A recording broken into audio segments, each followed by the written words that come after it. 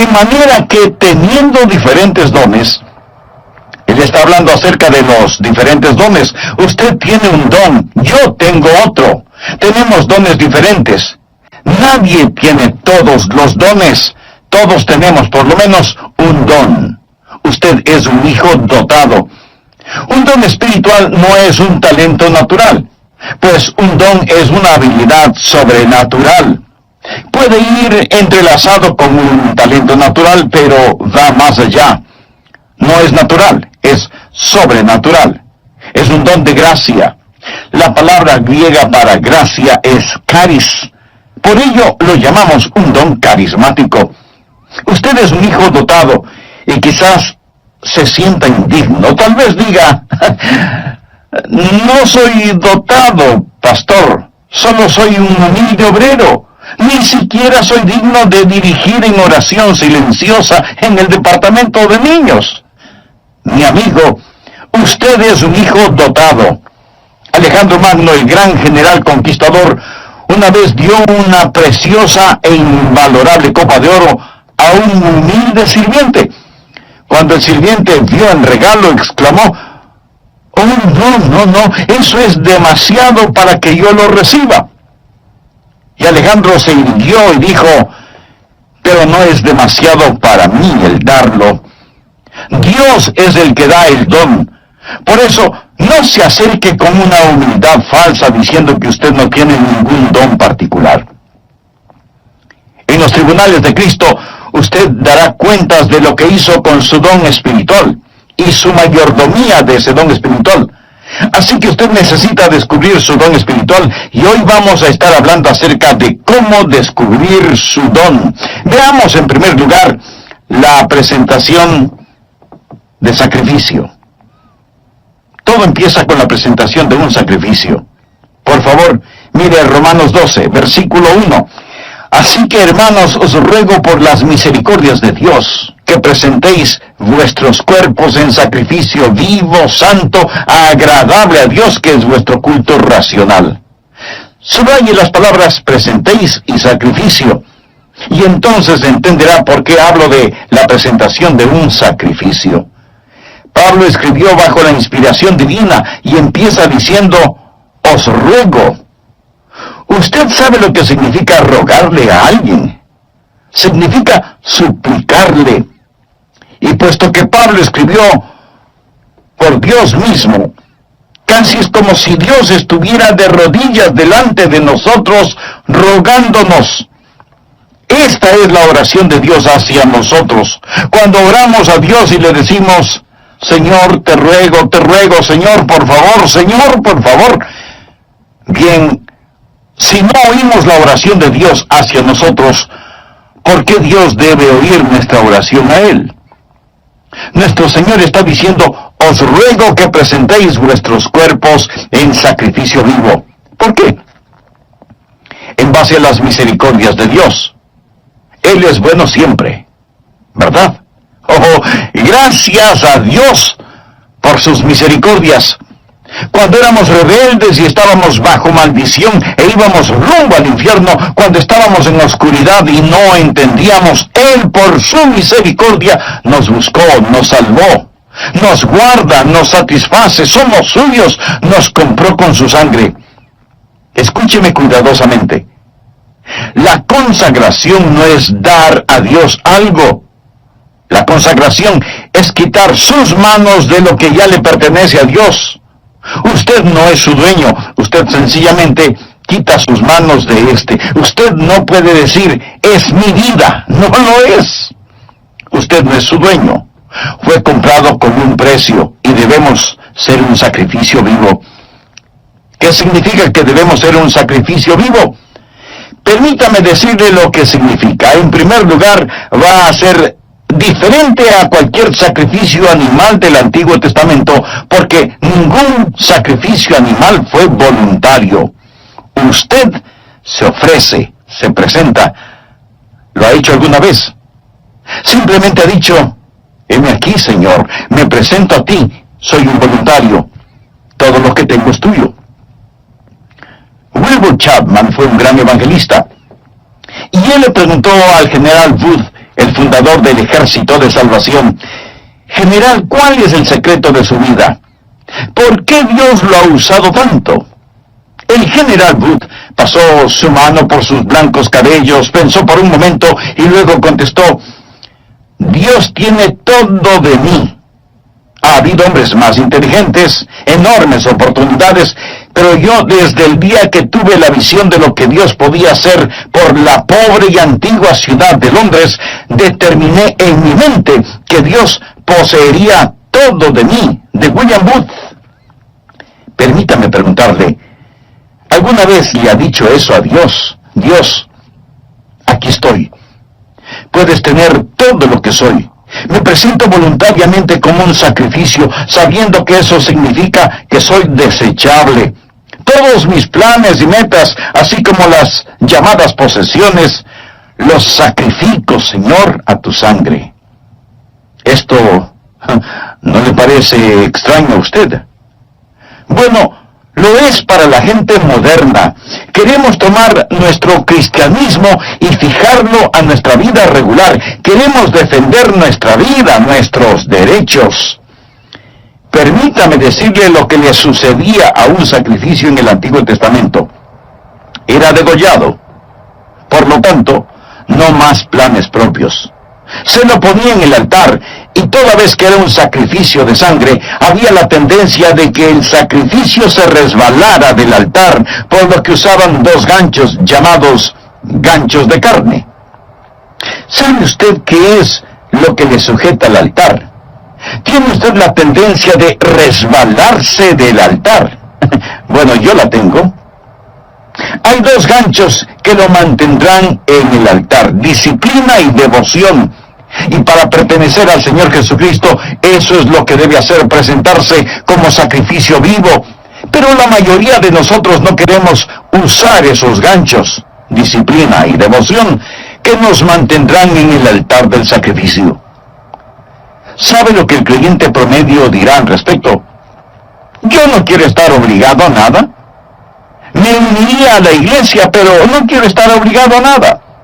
Puedo prometer una ofrenda de amor, pero no quiero estar obligado. Quiero ser libre. No, mi amigo. Esto no es un sacrificio. ¿Y qué es lo que le pasaba al sacrificio en el Antiguo Testamento? Era consumido, era quemado. ¿Sabía que usted nunca adorará a Dios verdaderamente hasta que sea consumido? ¿Alguna vez ha sido consumido por el fuego santo de Dios? Eso es lo que Pablo está diciendo. Pero algunos de ustedes objetarán diciendo: un momento, pastor, por favor, yo no quiero hacer todo eso. Solo quiero que me diga cuál es mi maravilloso don espiritual. Bueno, Pablo se lo va a decir. Pero verá, mi amigo, primero debe haber una presentación sacrificial, o sea, la presentación de usted mismo.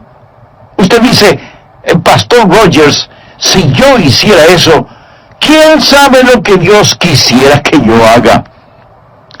Suponga que usted tiene un hijo, jovencito, y suponga que un día su joven hijo viene y le dice: papá, he estado pensando, tú eres tan sabio, amoroso y bondadoso, y tienes tanta experiencia. Por eso, me parece que lo mejor que puedo hacer es pedirte consejo. Y lo que tú me digas que debo hacer, eso es lo que haré, y lo haré de todo corazón. Dime qué quieres que haga, dónde quieres que vaya, qué deseas que estudie, quiénes quieres que sean mis amigos. Lo que me digas, lo haré. Y usted piensa: mi hijo debe tener calentura. Pero suponga que en verdad quiere hacer lo que usted le pide. Así que usted va donde su esposa y le dice: parece que a nuestro hijo lo tenemos en las manos. Él se va a arrepentir de haberme dicho que hará cualquier cosa que yo le pida. ¿Procedería usted así? Creo que no. Lo más probable es que si usted estuvo pensando en regalarle un carrito, aunque sea usado, lo que su hijo le manifestó inclinará un poco más aceleradamente la balanza. ¿No te parece?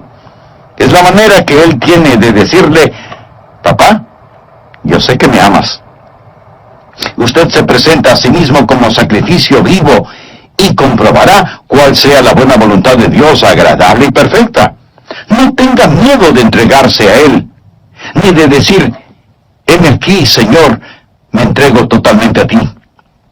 Ese es el primer principio, la presentación de un sacrificio. El segundo principio es, habrá una transformación espiritual. Después de la presentación viene la transformación. Mire por favor el versículo 2. No os conforméis, es decir, no se dejen amoldar a este siglo, sino transformaos por medio de la renovación de vuestro entendimiento, para que comprobéis cuál sea la buena voluntad de Dios, agradable y perfecta. Una transformación. La palabra transformación aquí es una traducción de la palabra griega metamorfo. ¿Qué palabra le recuerda? Metamorfosis. Y esta es la transformación. Usted pasará por una metamorfosis. Como una oruga entra en un capullo y pasa por una metamorfosis, y ese feo gusano que entra en ese capullo sale como hermosa y gloriosa mariposa. ¿Por qué? Porque ha pasado por una metamorfosis que literalmente significa un cambio de forma. Y cuando usted se presenta de esa manera a Dios, amigo, usted va a tener una metamorfosis. La palabra describe literalmente lo que pasa cuando la naturaleza interna sale a la superficie. ¿Cuál es la naturaleza interna de esa oruga? Es una mariposa. ¿Sabía que esta es la palabra que se usó cuando Jesús fue transformado en el monte de la transfiguración? ¿Recuerda la historia? Él subió a esa montaña con Pedro, Santiago y Juan, y allí la Biblia dice que él fue transformado, transfigurado. Es exactamente la misma palabra que se usa aquí. Por ello, se le llama el monte de la transfiguración. Jesús pasó por una metamorfosis. ¿Recuerda lo que dije? ¿Qué es una metamorfosis? Es cuando la naturaleza interna sale a la superficie. ¿Cuál es la naturaleza interna de Jesús? Gloria. Cuando Él pasó la metamorfosis, su gloria salió a la superficie, su rostro resplandecía como el sol de mediodía. Su vestidura era blanca como la nieve. El fulgor del Señor Jesucristo estaba allí siempre, pero lo que estaba en la naturaleza interna pasó por una metamorfosis.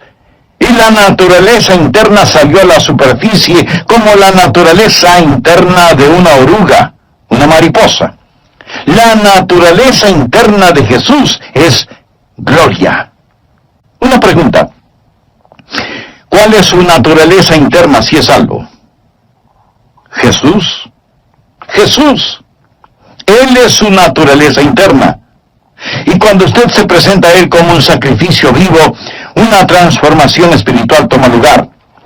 El Jesús que es residente en usted se convierte en el Jesús presidente en usted. El Jesús escondido en usted es el Jesús revelado en usted.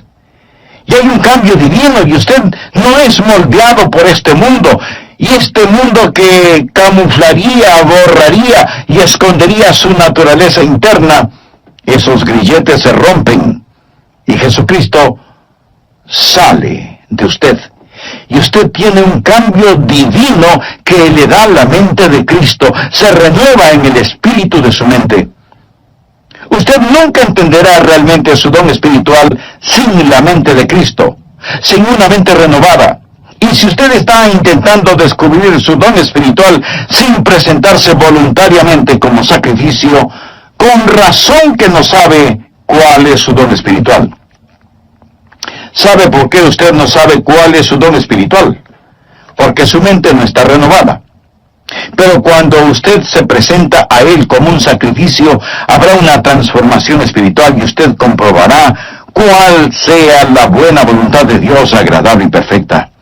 No le tema a la voluntad de Dios. Ese es el lugar más alto, más feliz y más santo para usted. El tercer principio es, habrá tiempo para una sobria consideración. Leamos Romanos 12:3. Digo pues por la gracia que me es dada, recuerda lo que es la palabra gracia. Es cáliz. El apóstol está diciendo, por el carisma que he recibido, a cada cual que está entre vosotros, que no tenga más alto concepto de sí que el que debe tener. Subraye la palabra tener. Sino que piense de sí con cordura, conforme a la medida de fe que Dios repartió a cada uno. Note el énfasis de Pablo en las palabras tener y pensar. No estamos hablando de que Él, Jesús, va a renovar nuestra mente. Bien. ¿Qué es lo que usted haría con una mente renovada? Puedo sugerirle que piense. Tal vez algunos de ustedes crean que es erróneo el pensar.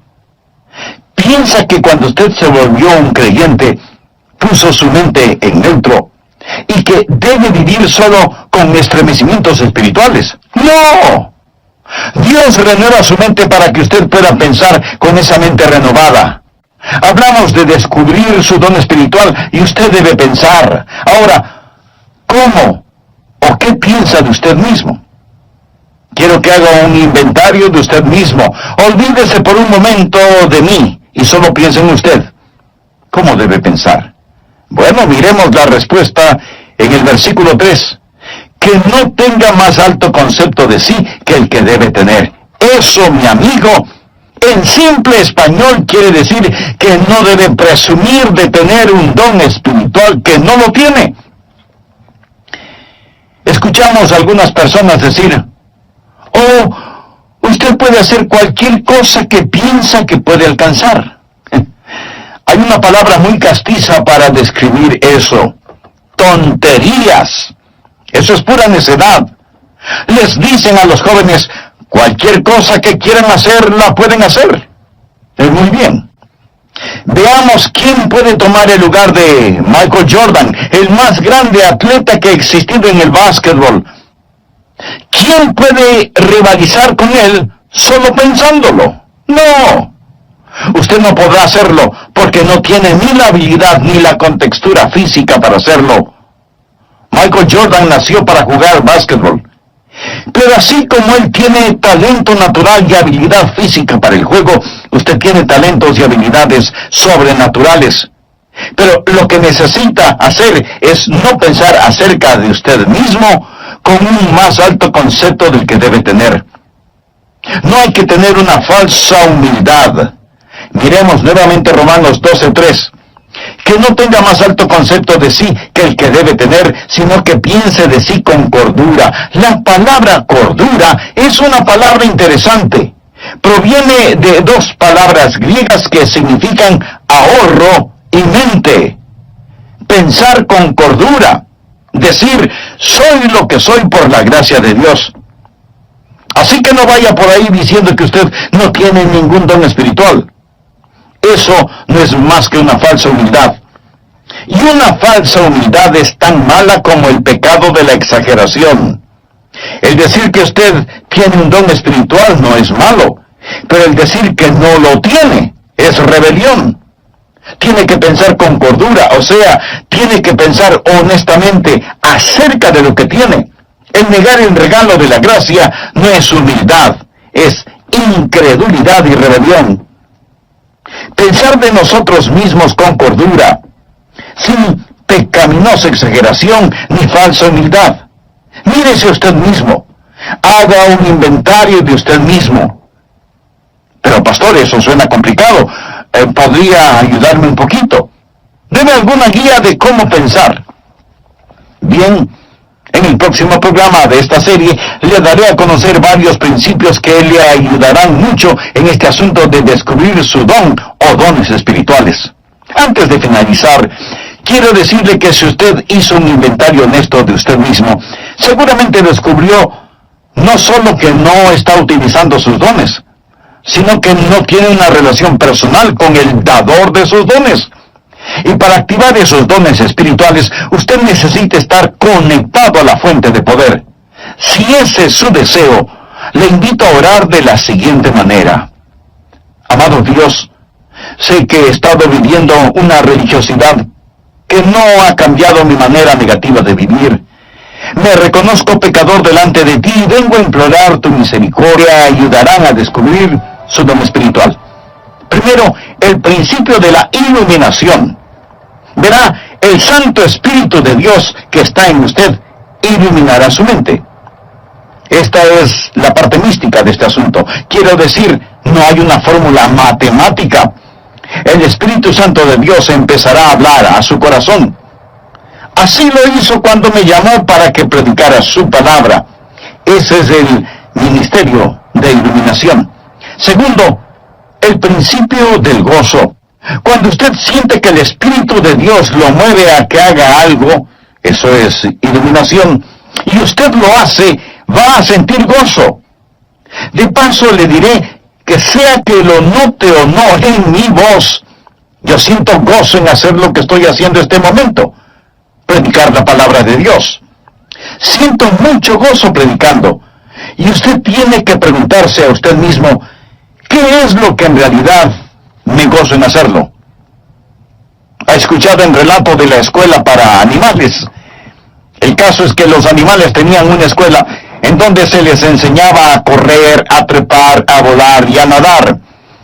Y cuando el pato ingresó en esa escuela, era formidable nadando. Volando no era tan bueno, y era muy malo para trepar y correr. Así que como era muy bueno nadando, no le dieron clases de natación, y más bien lo pusieron en la pista atlética para que corriera y corriera y corriera. Después de un tiempo, se volvió pésimo nadando, y su correr no mejoró. El águila también entró a la escuela, y era fantástico verle ascendiendo y alcanzando la copa de los árboles, pero dijeron que no lo estaba haciendo en la forma correcta. Así que le llamaron la atención por eso y le ordenaron que recibiera lecciones de natación. Al águila no le gustó recibir esas lecciones y se volvió rebelde, por lo que le expulsaron de la escuela. Luego vino a la escuela el conejo, quien era increíble corriendo. De hecho, le encantaba correr, pero no era tan bueno en el resto de cosas. Era malo nadando y no le gustaban las clases de natación. Tampoco le gustaba el trepar a los árboles, y después de unos días, el pobre conejo tuvo un ataque de nervios. Luego vino la tortuga. Uno debe sentir pena por la tortuga. No podía correr, no podía nadar, no podía volar, no podía trepar, y los animales dijeron, ¿qué de bueno puede hacer la tortuga? Así que le quitaron su caparazón para que fuera un poco más rápida caminando, hasta cuando un caballo la pisó. Y ese fue el final de la pobre tortuga. A fin de cuentas, la escuela para animales fue un completo fracaso. Usted dirá, pero eso es ridículo. Mi amigo, eso es exactamente lo que estamos tratando de hacer en las iglesias en nuestros días. En vez de dejar que las personas hagan aquello para lo cual Dios les ha equipado y les ha otorgado un don, tratamos de frenarlas en las áreas en las cuales son fuertes y de inflarlas en algunas áreas para las cuales no tienen ningún don. Dios le ha dado a usted un don particular y va a descubrir que recibirá iluminación sobre su don espiritual y experimentará gozo al utilizar su don. Tercero, el principio del ánimo. Usted encontrará a otras personas animándole en su don espiritual. ¿Por qué? Porque ellos son bendecidos por su don. Fue maravilloso para mí cuando era un jovencito en la iglesia y yo rendí mi vida para hacer lo que el Señor Jesús quisiera que yo haga. Escribí en un pedazo de papel, aquí estoy, Señor, para lo que tú quieras que yo haga. Y ellos me pidieron que fuera el pastor para la semana juvenil. ¿Se puede imaginar eso? Yo no era un buen estudiante. Inteligente, pero no era un buen estudiante. Ni siquiera recuerdo si llevaba libros a la casa para estudiar. Y si algo no lo entendía durante las clases, pues fingía haberlo entendido. Y así pasaba con calificaciones promedio. La última cosa que se me hubiera ocurrido pensar era que me pidieran predicar durante la semana juvenil, y ahí estaba yo, petrificado. Pero prediqué. Y la gente después vino a decirme, me bendijo lo que dijiste. Estuvo bueno. Debes predicar otra vez. Al principio pensé que me lo decían por pura cortesía. Seguramente no dije nada bueno, pero continuaron felicitándome y eso me gustó. Si un predicador le dice, no me gusta que me digan que prediqué bien, mi amigo, esa es una mentira. Quiero decir, cuando a usted le animan, eso ayuda. Entonces hay iluminación, hay gozo y hay ánimo. Cuarto, el principio de la participación compartida. Romanos 12, versos 4 y 5. Porque de la manera que en un cuerpo tenemos muchos miembros, pero no todos los miembros tienen la misma función. Eso es, no todos hacen el mismo trabajo. Así nosotros, siendo muchos, somos un cuerpo en Cristo, y todos miembros los unos de los otros. Ahora necesitamos aprender que cuando nos presentamos nosotros mismos a Jesús, también nos presentamos el uno al otro. Debe haber una participación compartida. Cuando usted pertenece a Cristo, también me pertenece a mí. Y cuando yo pertenezco a Jesús, también le pertenezco a usted. Recuerde que la iglesia es su cuerpo, no es una organización con Jesucristo como presidente. Es un cuerpo con Jesucristo como la cabeza y todos nosotros somos miembros de ese cuerpo. Y es la arrogancia, la presunción y el orgullo lo que nos divide. Es el Espíritu Santo de Dios el que nos une. Así, cuando descubrimos nuestro don, debe haber una participación compartida. Ahora, los dones de todos no son tan obvios. Quiero decir, usted está escuchando por medio de mi voz lo que tengo en mi mente, no lo que tengo en mi hígado. ¿No es cierto? Usted no está pensando, el hígado del pastor está funcionando bien en este momento. No. Pero déjeme decirle que si mi hígado no estuviera funcionando bien, yo no estaría predicando en este programa. Verá, en cada iglesia cristiana evangélica hay miembros que hacen distintos trabajos, personas a las cuales ni siquiera las vemos, pero ellas tienen una participación compartida. Y cada don ha sido dado para perfeccionar el cuerpo de Cristo. Y si usted no está haciendo lo que debe, si usted es un miembro de la iglesia que no está cumpliendo el propósito para el cual Dios le ha puesto en la iglesia, usted está haciendo daño y es peligroso para el cuerpo, quien quiera que usted sea. Cuando era pastor de la iglesia, a veces me preguntaban, ¿cuántos miembros activos hay en su iglesia, pastor? Mi amigo, todos son activos. Algunos destruyen y otros construyen, pero todos son activos. Dios le puso a usted en su cuerpo como Él quiso, y debe haber participación compartida. Nadie tiene todos los dones, cada uno tiene por lo menos un don, y somos dependientes los unos de los otros. Dios nos hizo diferentes a fin de poder hacernos uno. Quinto, el principio de la activación específica. Por favor, leamos Romanos 12, versículos del 6 al 9. Ahora el apóstol llega a un tipo de por lo tanto. Él está hablando de todas estas cosas que van antes de lo siguiente. Usted sabe, nosotros nos presentamos a Él y Él renueva nuestra mente y entonces nos encontramos a nosotros mismos operando en el cuerpo. Ahora Él dice, de manera que teniendo diferentes dones según la gracia que nos es dada, o sea, según el carisma que nos es dado, si el de profecía, úsese conforme a la medida de la fe, o si de servicio, en servir, o el que enseña, en la enseñanza, el que exhorta, en la exhortación, el que reparte con liberalidad, el que preside con solicitud, el que hace misericordia con alegría. Aquí él menciona 7 dones y dice, pónganse las pilas, estén activos. ¿Usted quiere saber cuál es su don? Bien, simplemente escoja uno que piensa puede ser su don y póngase a trabajar. Es difícil dirigir a un buque que no se mueve. No se siente simplemente allí. Usted va a descubrir su don cuando esté ocupado. Él dice, profecía. Úsese conforme a la medida de la fe. Es decir, usted puede tener no mucha fe, pero la tiene conforme a la medida de fe que Dios repartió a cada uno. Tome lo que tiene y póngalo a trabajar.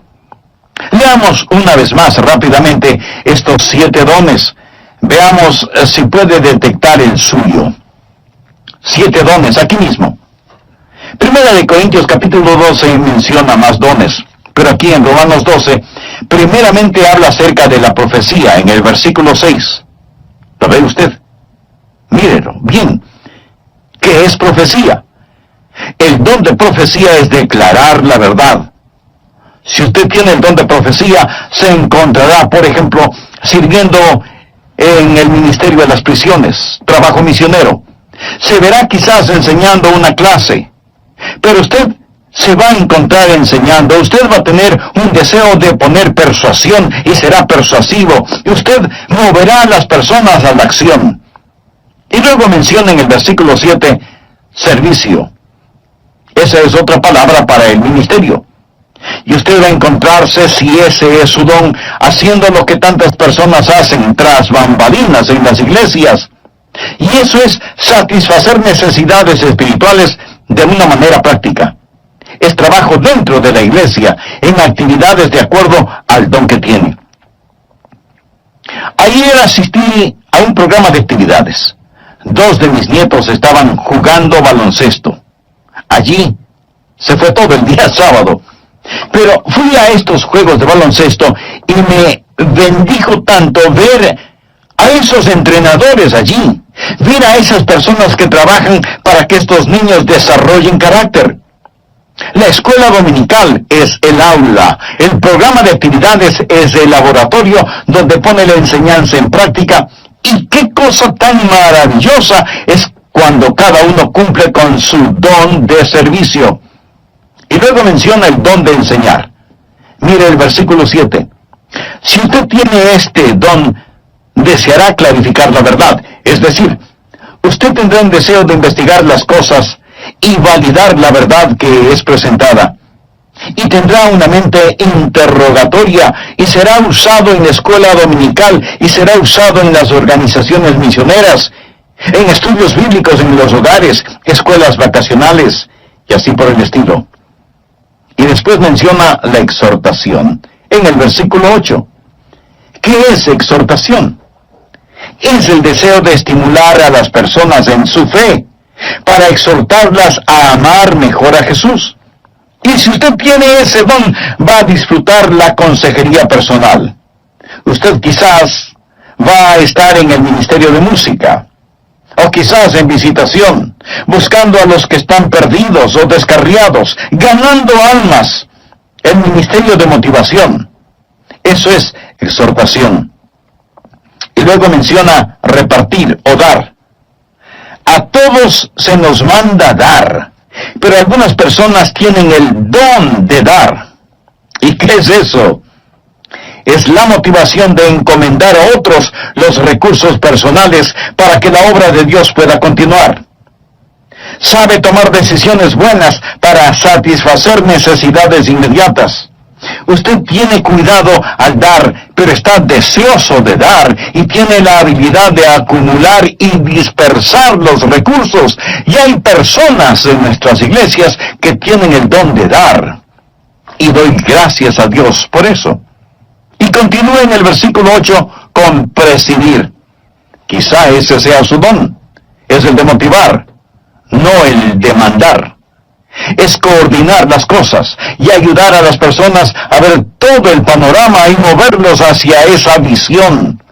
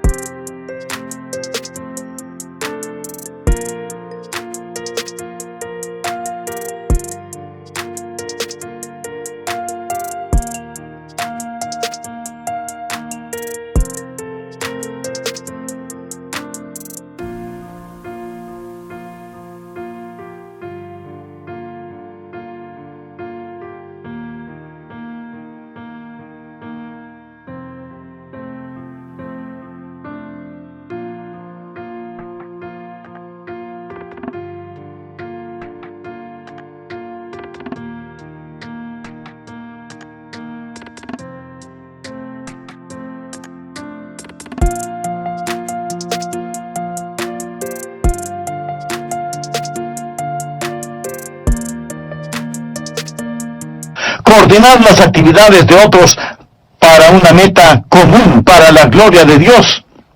Y ese es el don de presidir, dirigir, ponerse de pie ante otros. Una persona que tiene este don también tiene el don de visión. Él ve hacia donde debemos ir y empieza a llevar y a motivar a las personas hacia eso. Luego tenemos el don de misericordia. Quizá ese sea su don. ¿O cuán necesario es ese don? Mire el versículo 8. ¿Cuál es el don de misericordia? Usted se identifica con las personas y consuela a los que están en dolor. Ahora llegamos a la última cosa. Después de haber una actividad donde usted realmente se ha ocupado, va a darse cuenta que todo empezará a calzar. Por favor, regresemos al versículo 2. No os conforméis a este siglo, sino transformaos por medio de la renovación de vuestro entendimiento, para que comprobéis cuál sea la buena voluntad de Dios, agradable y perfecta. Habrá la confirmación evidente. Usted comprobará cuál sea la voluntad de Dios, agradable y perfecta. Lo comprobará en su propio corazón. Tendrá esa confirmación y usted dirá, ese es mi don espiritual. Y una vez que usted llegue, primero, acéptese a sí mismo. Segundo, empiece a ser usted mismo. Tercero, comience a entregarse. Y cuando usted se acepte, sea usted mismo y se dé a sí mismo amigo, entonces será bendecido. Dios se glorifica y la iglesia se fortalece. ¿Qué pasaría, amigo, si los creyentes en las iglesias cristianas, es decir, todos nosotros, dejáramos de ser calentadores de bancas? Porque muchos lo son, calentadores de bancas. ¿Qué pasaría si usted se presenta como sacrificio vivo y tuviera una transformación espiritual? Y luego hace una consideración solemne. Señor, ¿qué quieres que yo haga? ¿Sabe cuál es el problema con muchos de nosotros? Los ganchos de carne. No queremos estar atados.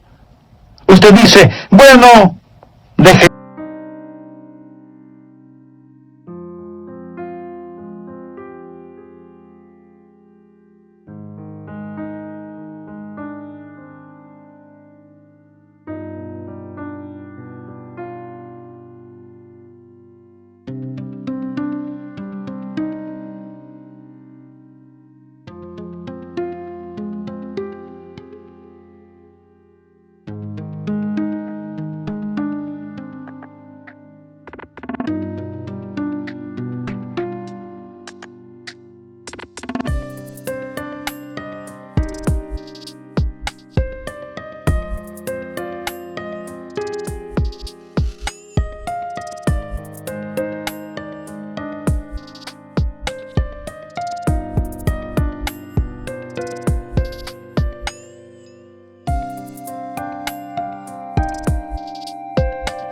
Que otro lo haga. Cuando estuve en Londres fui a ver las joyas de la corona. Le dije al guardia, deseo ver el diamante de Curano, porque había leído de este, así que vi el diamante de Curano. Este diamante es de 186 quilates. Señoras, esa sí que es una piedra preciosa. Y en ese tiempo ellos dijeron que costaba la mitad de todos los gastos diarios del mundo.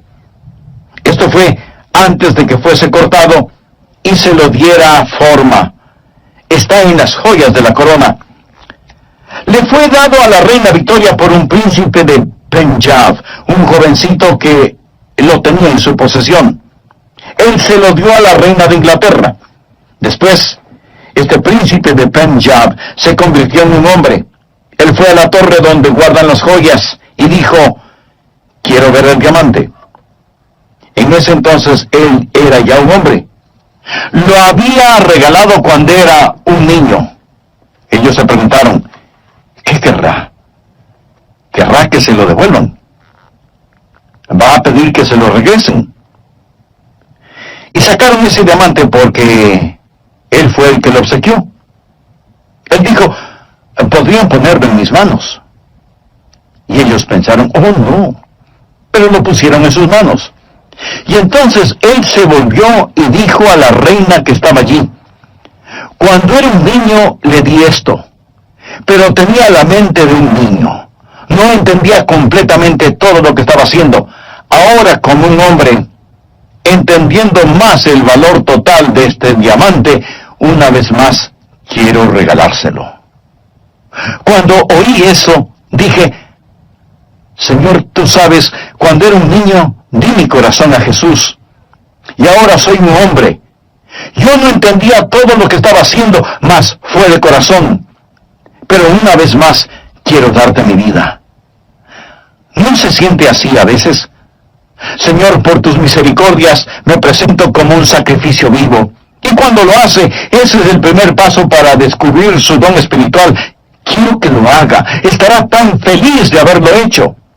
Hay otros de ustedes que no son salvos. Usted no puede presentarse hasta que no se presente como un pecador que necesita ser salvo y diga, Señor Jesús, tú moriste para salvarme y prometes salvarme. Me entrego a ti y sálvame. Hemos estado hablando de cómo descubrir su don espiritual, pero a lo mejor hay otro descubrimiento que usted necesita hacer, y es en recibir la vida eterna. Descubrir su destino, descubrir a Cristo como Salvador y Señor en forma personal. Él le ama con un amor infinito y hoy extiende hacia usted su mano de misericordia, gracia y perdón.